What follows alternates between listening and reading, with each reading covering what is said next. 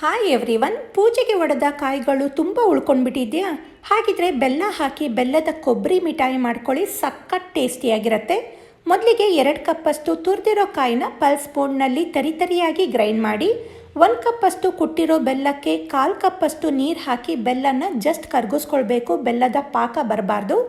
ಈಗ ಗಸಗಸೆನ ಹುರಿದು ಎತ್ತಿಟ್ಕೊಂಡು ತುಪ್ಪ ಕಾಯಿಸಿ ಹೆಚ್ಕೊಂಡ ಡ್ರೈ ಫ್ರೂಟ್ಸ್ ಹಾಕಿ ಫ್ರೈ ಮಾಡಿ, ಗ್ರೈಂಡ್ ಮಾಡಿಕೊಂಡ ಕಾಯಿ ಹಾಕಿ ಕಾಯ್ದು ಹಸಿ ವಾಸನೆ ಹೋಗಿ ಸ್ವಲ್ಪ ಕಲರ್ ಚೇಂಜ್ ಆದಮೇಲೆ ಕರಗಿಸ್ಕೊಂಡ ಬೆಲ್ಲನ ಸೋಸಿ ಹಾಕಿ ಚೆನ್ನಾಗಿ ಮಿಕ್ಸ್ ಮಾಡಿ, ನಂತರ ಹಾಲಿನ ಪುಡಿ ಹಾಕಿ ಮಿಕ್ಸ್ ಮಾಡಿ ಚೆನ್ನಾಗಿ ಕುದಿಸಿ, ಇದಕ್ಕೆ ಏಲಕ್ಕಿ ಪುಡಿ ಹುರ್ಕೊಂಡ ಗಸಗಸೆ ಹಾಕಿ ಮಿಕ್ಸ್ ಮಾಡಿ ತಳ ಬಿಡ್ಕೊಳ್ತಾ ಬಂದಮೇಲೆ ತುಪ್ಪ ಸವರಿದ ಕೈಯಲ್ಲಿ ತಗೊಂಡು ಕೈಗೆ ಅಂಟದೇ ಉಂಡೆ ಕಟ್ಟಲಿಕ್ಕೆ ಬಂತು ಅಂದರೆ ತುಪ್ಪ ಸವರಿದ ಪ್ಲೇಟ್ಗೆ ಹಾಕಿ ಟೈಟಾಗಿ ಪ್ರೆಸ್ ಮಾಡಿ ಡ್ರೈ ಫ್ರೂಟ್ಸ್ ಮತ್ತು ಗಸಗಸೆ ಹಾಕಿ ಕಟ್ ಮಾಡಿ 3 ಗಂಟೆ ಆರಲಿಕ್ಕೆ ಬಿಟ್ಟರೆ ಬೆಲ್ಲದ ಕೊಬ್ಬರಿ ಮಿಠಾಯಿ ರೆಡಿ.